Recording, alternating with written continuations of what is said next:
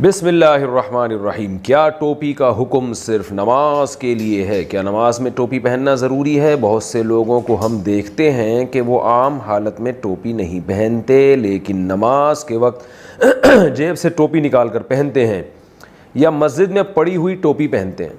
क्या टोपी सिर्फ नमाज के लिए ख़ास है? मोहम्मद चांद इंडिया से जनाब मोहम्मद चांद साहब, देखें ज़रूरी तो नहीं है, लेकिन नबी सल्लल्लाहु अलैहि वसल्लम के जो आम मामूल था, आप अक्सर सर ढाँक के रखा करते थे। तो इस्लामी कल्चर शुरू से यही रहा है कि मर्द हमेशा सर ढाँक के रखते हैं जब घर से बाहर निकलते हैं।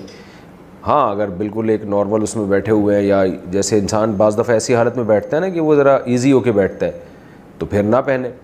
तो आम हालात में सुन्नत यही है कि मुसलमान का सर हर वक्त ढका होना चाहिए, लेकिन ये कोई फ़र्ज़ वाजिब हुक्म नहीं है, कोई लाजमी हुक्म नहीं है।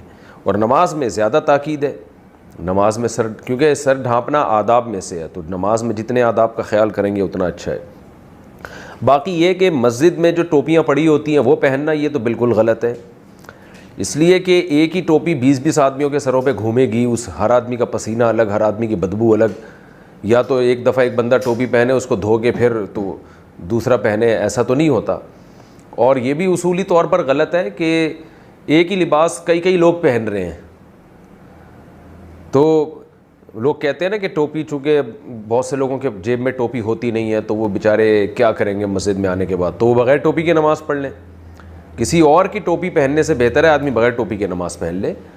वक्ती तौर पर किसी से ले लेना टोपी, वो एक अलग चीज़ है, लेकिन 20-20 लोगों के सरों पे हर आदमी की जुएँ मुख्तलिफ होती हैं, हर आदमी की बदबू अलग होती है, पता नहीं क्या क्या खोपड़ियों में। ये तो इस्लाम का जो मिजाज है नफासत का, उसके बिल्कुल ख़िलाफ़ है, उसके बिल्कुल अगेंस्ट है। तो इसलिए ये काम बहरहाल नहीं करना चाहिए। मस्जिदों में टोपियों का इंतज़ाम भी नहीं होना चाहिए। लिबास है आपका, हर आदमी का लिबास उसके अपने पास होता है।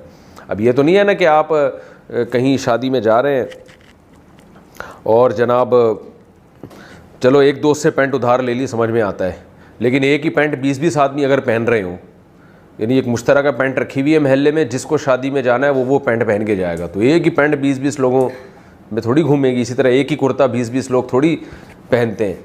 तो इसी तरह ये जो टोपियां हैं, ये भी एक ही टोपी 20-20, 30-30, 100-100, बल्कि इससे भी ज़्यादा हो। तो नमाजी तो बहुत होते हैं, आ रहे हैं जा रहे हैं, तो ये बिल्कुल एक शरीयत के मिजाज के ख़िलाफ़ रस्म है, जिसको बिल्कुल ख़त्म कर देना चाहिए। और बाज़ जगह तो मदरसों में वो वाली टोपियाँ होती हैं, वो जो तिनकों वाली, वो तो टूटती हैं, उनके तिनके निकलते हैं, मस्जिदों में फैलते हैं उससे, और मस्जिदों में गंद भी फैलता है उससे, तो इससे अवॉइड करना चाहिए। घर के दरवाज़े पर खाना पीना कैसा है? अच्छा, वो जो पैंटों वाली बात मैंने की है, एक ही पैंट महल्ले के 20-20 आदमी इस्तेमाल करें तो बुरी बात है। और अगर कर भी रहे हैं तो हर दफ़ा धोया जाएगा ना। एक आदमी ने पैंट इस्तेमाल की तो दूसरा जब वो इस्तेमाल करेगा तो उसको धो के पहनेगा, तो भी चलो बात समझ में आती है। तो यहाँ तो टोपियाँ जो हैं वो बग़ैर धोए पहनी जा रही हैं, यानी सैकड़ों लोग एक टोपी को इस्तेमाल कर रहे हैं और बग़ैर धोए।